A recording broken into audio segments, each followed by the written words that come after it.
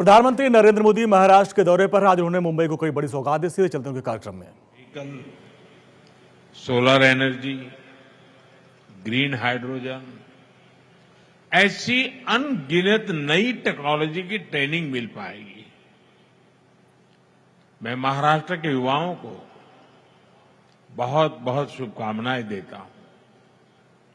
साथियों, आज इस बड़े अवसर पर मैं महाराष्ट्र के सपूत लोकनेता दीबा पाटिल जी को भी याद कर रहा हूं। उन्होंने समाज के लिए, किसानों के लिए जिस सेवा भाव से काम किया, वो हम सभी के लिए प्रेरणा है। उनका जीवन समाज जीवन में काम करने वालों को हमेशा प्रेरित करता रहेगा। साथियों, आज पूरा देश विकसित भारत के संकल्प की सिद्धि में जुटा है। विकसित भारत यानी जहां गति भी हो और प्रगति भी हो, जहां लोक हित सर्वोपरि हो, जहां सरकार की योजनाएं देशवासियों का जीवन आसान बनाए। अगर आप बीते 11 वर्षों की यात्रा पर नजर डालें तो भारत के कोने कोने में इसी भावना से तेज गति से काम हो रहा है। जब Vande Bharat semi high speed ट्रेनें पटरियां पर दौड़ती है, जब बुलेट ट्रेन का काम रफ्तार पकड़ता है, जब चौड़े हाईवे और एक्सप्रेसवे नए शहरों को जोड़ते हैं, जब पहाड़ों को चीरकर लंबी टनल्स बनती हैं, जब लंबे और ऊंचे सी ब्रिज समंदर के दो किनारों को जोड़ते हैं, तब भारत की गति भी दिखाई देती है और भारत की प्रगति भी दिखाई देती है। तब भारत के नौजवानों की उड़ान को नए पंख लगते हैं। साथियों, आज का कार्यक्रम भी इसी सिलसिले को आगे बढ़ा रहा है। नवी मुंबई इंटरनेशनल एयरपोर्ट एक ऐसा प्रोजेक्ट है जिसमें विकसित भारत की झलक है। ये छत्रपति शिवाजी महाराज की धरती पर बना है और इसका आकार कमल के फूल जैसा है। यानी ये संस्कृति और समृद्धि का जीवंत प्रतीक है। इस नए एयरपोर्ट से महाराष्ट्र के किसान यूरोप और मिडिल ईस्ट के सुपरमार्केट से भी जुड़ जाएंगे।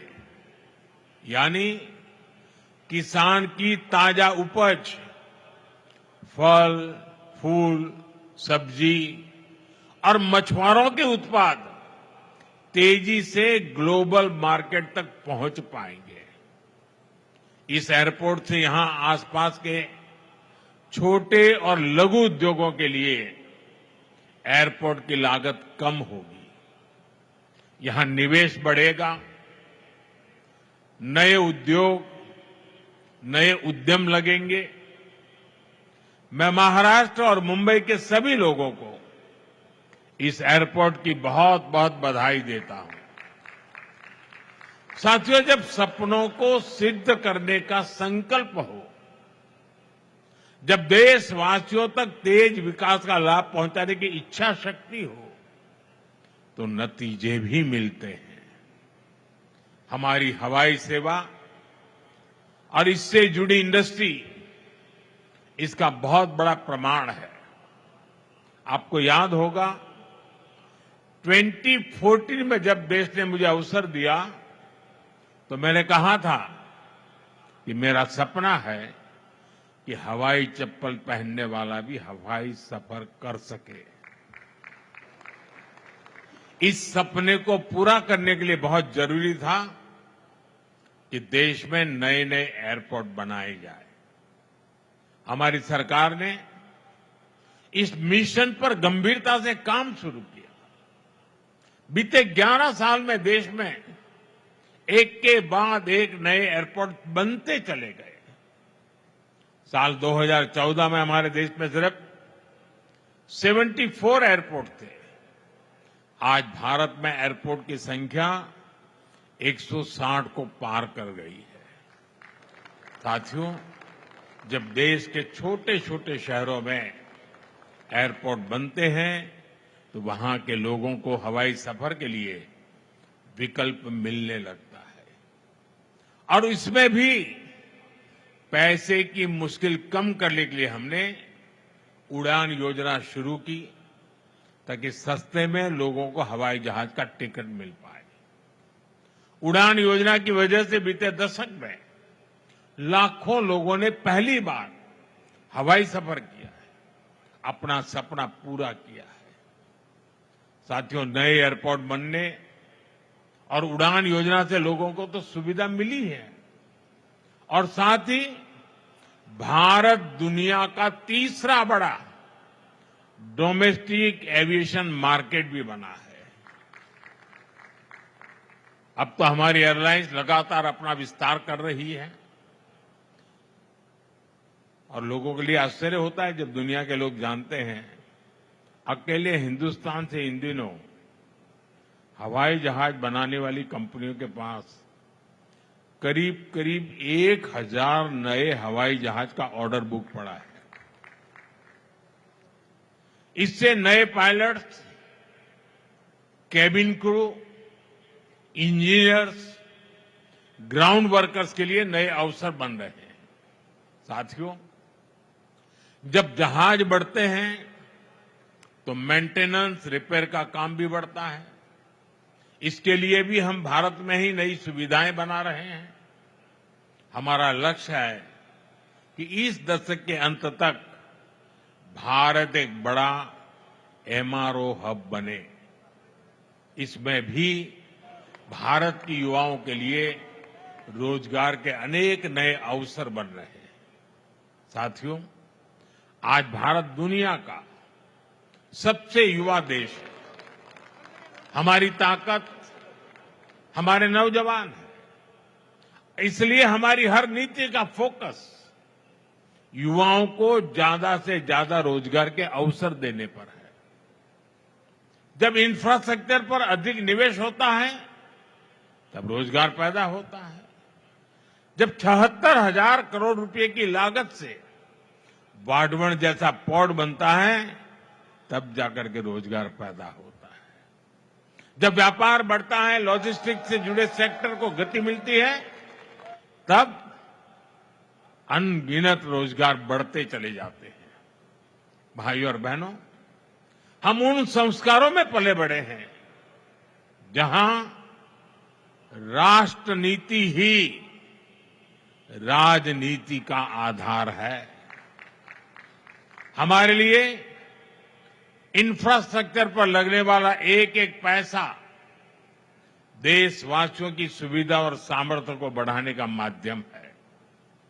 लेकिन दूसरी तरफ देश में एक ऐसी राजनीतिक धारा भी रही है जो जनता की सुविधा नहीं, सत्ता की सुविधा को ऊपर रखती है। ये वो लोग हैं जो विकास के काम में रुकावट डालते हैं, घोटाले घपले करके विकास के जुड़े प्रोजेक्ट्स को पटरी से उतार देते हैं। दशकों तक देश ने ऐसे नुकसान को देखा है।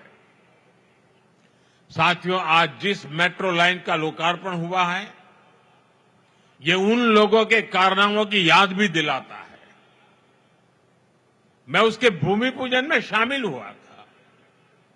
तब मुंबई के लाखों परिवारों को उम्मीद जगी थी कि उनकी परेशानियां कम होगी। लेकिन फिर कुछ समय के लिए जो सरकार आई उसने ये काम ही रोक दिया।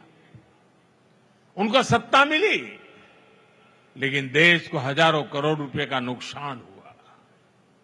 इतने सालों तक असुविधा हुई। अब ये मेट्रो लाइन बनने से 2-2.5 घंटे का सफर 30-40 मिनट में हो जाएगा। जिस मुंबई में एक एक मिनट का महत्व है, वहां 3-4 साल तक इस सुविधा से मुंबईकर वंचित रहे। ये किसी पाप से कम नहीं है। साथियों, पिछले 11 वर्षों से देशवासियों का जीवन आसान बनाने पर, ईज ऑफ लिविंग पर बहुत अधिक जोर दिया जा रहा है और इसलिए rail, road, airport, metro, electric bus ऐसी हर सुविधा पर अभूतपूर्व निवेश किया जा रहा है। अटल सेतु और कोस्टल रोड जैसे प्रोजेक्ट्स बनाए गए हैं। साथियों, हम यातायात के हर माध्यम को भी आपस में जोड़ रहे हैं। प्रयास है कि लोगों को सीमलेस ट्रैवल मिले, एक माध्यम से दूसरे माध्यम तक भटकने की मजबूरी न रहे। आज देश वन नेशन वन मोबिलिटी की दिशा में आगे बढ़ रहा है। मुंबई वन ऐप भी इसी दिशा में एक और प्रयास है। अब मुंबई वालों को टिकट के लिए घंटों लाइन में खड़ा नहीं रहना होगा। मुंबई वन ऐप से एक बार टिकट लो और उसी टिकट से लोकल, बस, मेट्रो या टैक्सी सब में सफर करो। साथियों, मुंबई भारत की आर्थिक राजधानी के साथ भारत के सबसे वाइब्रेंट शहरों में से एक है। इसलिए 2008 में आतंकियों ने भी मुंबई शहर को बड़े हमले के लिए चुना, लेकिन तब जो कांग्रेस की सरकार सत्ता में थी, उसने कमजोरी का मैसेज दिया, आतंकवाद के सामने घुटने टेकने का संदेश दिया। अभी हाल में कांग्रेस के एक बड़े नेता, जो देश के गृह मंत्री तक रह चुके हैं, उन्होंने एक इंटरव्यू में बहुत बड़ा खुलासा किया है। उन्होंने दावा किया है कि मुंबई हमले के बाद हमारी सेनाएं पाकिस्तान पर हमला करने को तैयार थी। पूरा देश भी उस समय यही चाहता था, लेकिन उस कांग्रेस नेता की माने तो किसी दूसरे देश के दबाव के कारण तब कांग्रेस सरकार ने भारत की सेनाओं को पाकिस्तान पर हमला करने से रोक दिया था। कांग्रेस को यह बताना होगा कि वो कौन था जिसने विदेशी दबाव में फैसला लिया, जिसने मुंबई की देश की भावना से खिलवाड़ किया। और देश को ये जानने का हक है, कांग्रेस की इस कमजोरी ने आतंकवादियों को मजबूत किया, देश की सुरक्षा को कमजोर किया, जिसकी कीमत देश को बार बार जाने गंवाकर चुकानी पड़ी। साथियों, हमारे लिए देश और देशवासियों की सुरक्षा से बढ़कर कुछ भी नहीं है। आज का भारत दमदार जवाब देता है। आज का भारत घर में घुसकर मारता है। ये दुनिया ने ऑपरेशन सिंदूर के दौरान देखा भी है और गर्व की अनुभूति भी की है। साथियों, गरीब हो, नियो मिडिल क्लास हो, मिडिल क्लास हो, इनका सशक्तिकरण आज देश में प्राथमिकता है। जब इन परिवारों को सुविधा मिलती है, सम्मान मिलता है, तब इनका सामर्थ्य बढ़ता है। देशवासियों के सामर्थ्य से देश सशक्त होता है। अभी जीएसटी में जो नेक्स्ट जनरेशन रिफॉर्म्स हुए हैं, जो चीजें सस्ती हुई है, उससे भी देश के लोगों का सामर्थ्य बढ़ा है। मार्केट से आए आंकड़े बताते हैं कि इस बार नवरात्र में बिक्री के कई सालों के रिकॉर्ड टूट गए हैं। रिकॉर्ड संख्या में लोग scooter, bike, TV, fridge, washing machine ये सब कुछ खरीद रहे हैं। साथियों, जिससे देशवासियों का जीवन बेहतर हो, जिससे देश को ताकत मिले, हमारी सरकार आगे भी ऐसे ही कदम उठाती रहेगी। लेकिन मेरा आपसे भी एक आग्रह है, स्वदेशी को अपनाइए। गर्व से कहो, ये स्वदेशी है। ये हर घर का, हर बाजार का मंत्र होना चाहिए। हर देशवासी स्वदेशी कपड़े, जूते खरीदेगा, स्वदेशी सामान घर लाएगा। अगर किसी को गिफ्ट देनी है तो स्वदेशी देगा, तो देश का पैसा देश में ही लगेगा। इससे भारत के ही श्रमिक को काम मिलेगा, भारत के नौजवानों को रोजगार मिलेगा। कल्पना कीजिए, जब पूरा भारत स्वदेशी को अपनाएगा तो भारत का सामर्थ्य कितना बढ़ जाएगा। साथियों, महाराष्ट्र देश के विकास को गति देने में हमेशा आगे रहा है। एनडीए की डबल इंजन सरकार महाराष्ट्र के हर नगर, हर गांव का सामर्थ्य बढ़ाने के लिए निरंतर काम करती रही। एक बार फिर से आप सभी को विकास कार्यों की बहुत बहुत बधाई देता हूं। आप सबको अनेक अनेक शुभकामनाएं देता हूं। मेरे साथ बोलिए, भारत माता की। दोनों हाथ ऊपर करके विजयोत्सव मनाइए। भारत माता की, भारत माता की। बहुत बहुत धन्यवाद। तो प्रधानमंत्री नरेंद्र मोदी ने आज मुंबई को बड़ी सौगात दी। एक तरफ इंटरनेशनल एयरपोर्ट की सौगात, दूसरी तरफ मेट्रो फेज 3 लाइन का भी उन्होंने सौगात दिया है, अंडरग्राउंड मेट्रो, और जिससे मुंबई की यातायात व्यवस्था काफ़ी सरल और सुगम हो जाएगी।